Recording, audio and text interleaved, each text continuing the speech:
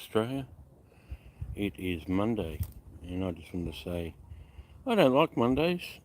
It's like they keep everything for the weekend and then bombard you with it on the Monday.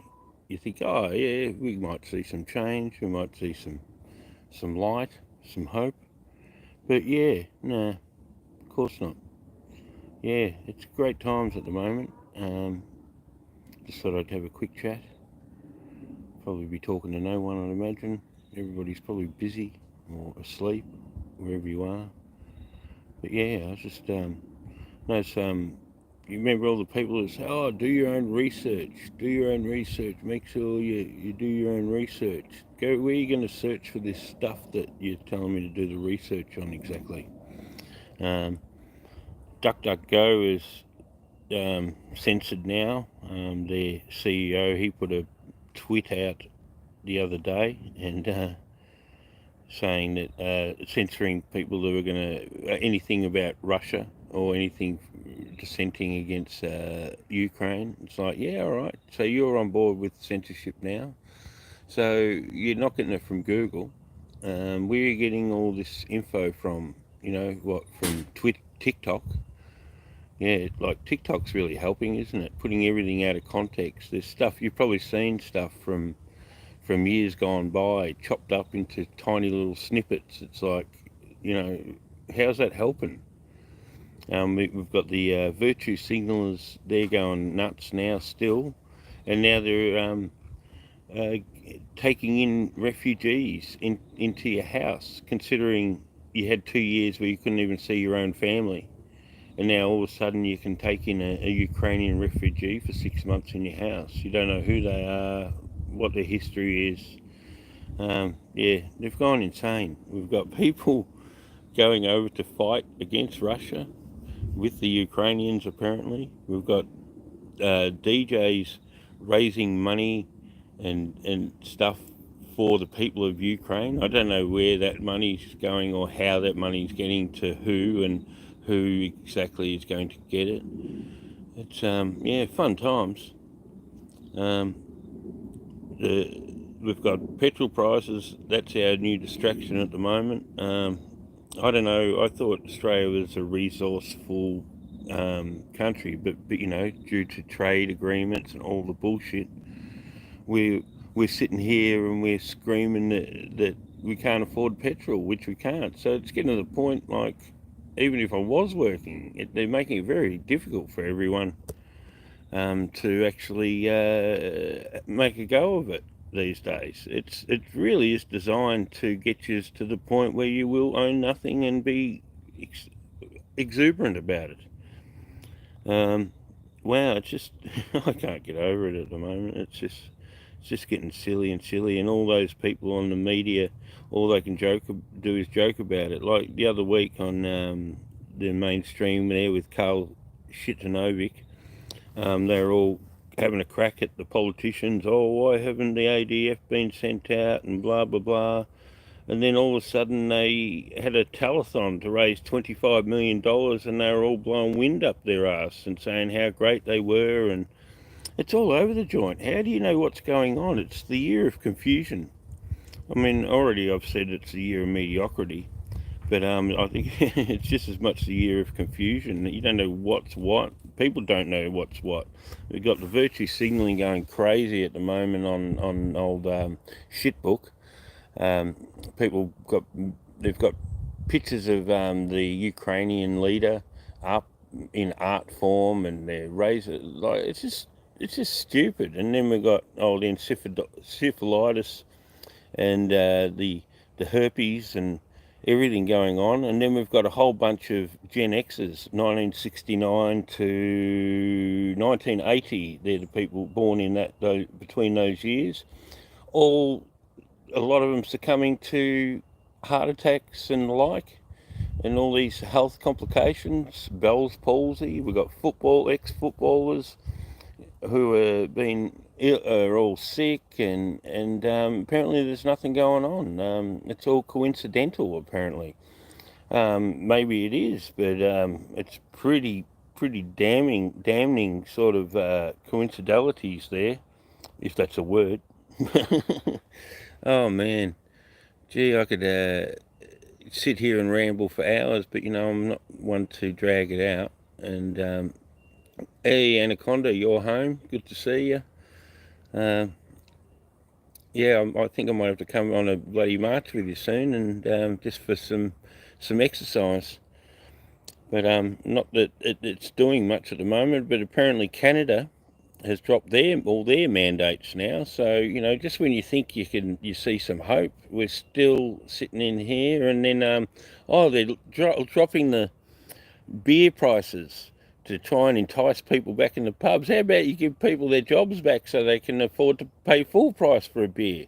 I had a friend of mine, he makes beer, and he was more upset that they were, dropping the prices on the beer and worried about his own economics. And I got on there and said, how about you end the mandates so I can afford to buy a full price beer?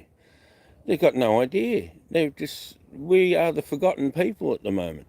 The only people keeping it alive are people like Michael and that on Cafe Lockdown, uh, believe it or not. But now it's just become politics now. Everybody's become a politician.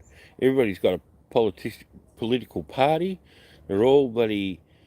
That's all it is. It's going to be for the next. Well, we've got the federal election coming up, so that's all this distraction at the moment. Oh, they're going to give you Centrelink people extra money, an extra $20 a fortnight to help with the cost of living. And I looked at the numbers there, and I'm like, wow, how do you even afford to survive on what they give you at the moment?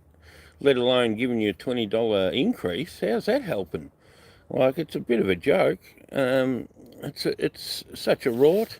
I tried to contact my local member, Mr. Peter Khalil, the other day, and I wrote a comment, and I spoke to his receptionist, and she said that he was busy in a meeting. They're busy they're all out kissing babies at the moment. But he was busy in the meeting, and I said, oh, are you able to get him to call me back? She said, oh, look, it'll be like 2 weeks. To get back. What's the issue relating? I said, I haven't been able to work for 5 months, and I'm just trying to find some closure and find out when this charade is going to wind up, like other states are winding it up. New South Wales hasn't got it there, and it's like, I don't really want to move to New South Wales. I'm quite comfortable where I am, but you're making it very difficult. But yeah, so then I saw he was just up the road from me, this Peter Khalil, and he put a post up. Oh, look at me, I'm talking to the locals about their issues and stuff. I said, oh, hi Peter, I've been trying. Apparently, I've got to wait 2 weeks for you to call me back. And then he went on and put some long-winded. Look him up. You'll see the picture. He's in Hadfield. Go and add some comments, actually, if you get the chance, because I got attacked pretty hard. Apparently, I'm a waste of oxygen by suggesting that ending the mandates is an important issue, apparently. And so they're a nice bunch. Like, they really don't give a damn about us, and I'm a bit over it, to be honest. Every day, just when you think you're seeing some light, they go and cover it with a big blanket, and you lose the light again. I'm like, wow, people are fucking retarded. Have you noticed how people can't even write a coherent sentence anymore? It's almost impossible. Like, I cannot even understand half the jibber jabber they're writing. Like, it's not in English, it's in like jab speak or something. That's what we'll call it. Yeah, and old Jevy, it's gone quiet for a few days now, because I think people were correlating the stuff in the Pfizer report of the adverse events, and I think they sort of had to go and put it under the rug for a bit because it's getting too much heat.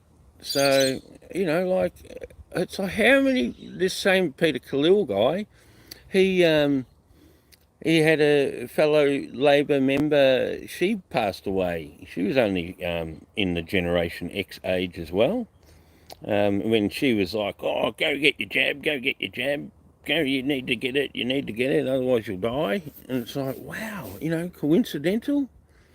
I don't know, it's sort of getting beyond coincidental. How many of these people that have to disappear before people start correlating instead of coincidentalising? That's the big question. So, I tell you, it's hard to keep motivated. It's a bit of a challenge. It's not the funnest time I've ever existed in. Like, how's that? We had Labor Day, which is meant to be celebrating, the rights of workers and, the 8 hour day or whatever. And it's like, at the same time, I've been on and many of you have been on the longest weekend ever. Like, it's such a friggin' joke. And now Mr. Andrews has gone, and now all the casual workers can get 5 days sick leave.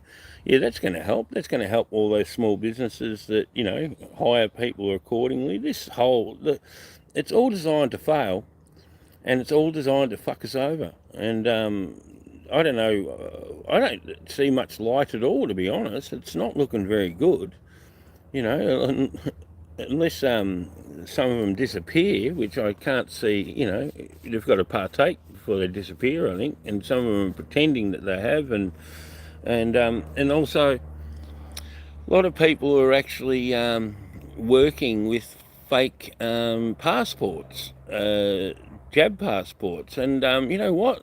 And then saying that they're holding the line or they're against this whole thing. Well, they're actually not helping us. They're actually keeping the narrative alive. We need to gut it. And the only way to gut it is to show the true numbers. Like I've been offered these passports, these fake passports, but it's not really, you're not really winning. You're sort of just helping the game. It's now they're, on that same post with that Peter Khalil, they're going, I said, enjoy your 4th booster, and they go, you're making up stories. And it's like, well, I've seen the news mention it, and I've seen the CEO of Pfizer, he's mentioned you need to get your 4th booster. So apparently I'm making this shit up. I'm a conspiracy theorist. And it's like, just like everything else, we were conspiracy theorists, and everything has actually come true. So, how long are they going to keep playing the game? We've got those people that said, there's no way I'm getting the 3rd, and half of them have gone and got it anyway. So now we're talking the 4th. We're going to get the same story. There's no way I'm getting the 4th. At what point? If the people at the start of this thing, when they mandated the first 2 jabs, if they even just held the line for 1 to 2 months and said, I'm willing to sacrifice that to make sure this doesn't happen, we probably wouldn't be in this situation right now. They would have lost its legs. But instead, they've actually contributed. They are complicit to the fucking narrative. And people don't get it. So, I'm sick of hearing of those people going on about, this is bad, how fuck is this? And it's like, well, you just had to hold the line. So many of us have, and it hurts. It really does. It really does hurt. And they just don't seem to get it. Gee, I could go on, but, I'm talking to the converted, essentially. Who's going to bloody be tuning in here? Like, more and more of this stuff's coming out, and the more and more they go into denial. They just keep playing along to the narrative. And then they go, look, there's a squirrel. Look, there's a koala in the tree, or whatever. It's just like they're getting distracted, and now we've got the politicians doing their routine now, all playing you. I'm really gonna probably stick to my original voting process of crossing out every box on that sheet and writing at the top in capital letters, no suitable candidates presented. Anybody that says like that, that doesn't work or whatever, has it ever been tried? Has it ever been done? And most of those people that are saying, it doesn't work, are politicians who, guess what? They need your vote. Otherwise, how are they going to get elected? So I think we need to show that vote of no confidence as such, because otherwise we're just going to be playing the same old routine loop scenario for the rest of our lives. I don't know, that's all I can offer, really. And thank you for listening. And I think I might end it here, and I'll speak to you soon. Take care of yourself, everyone. See yous.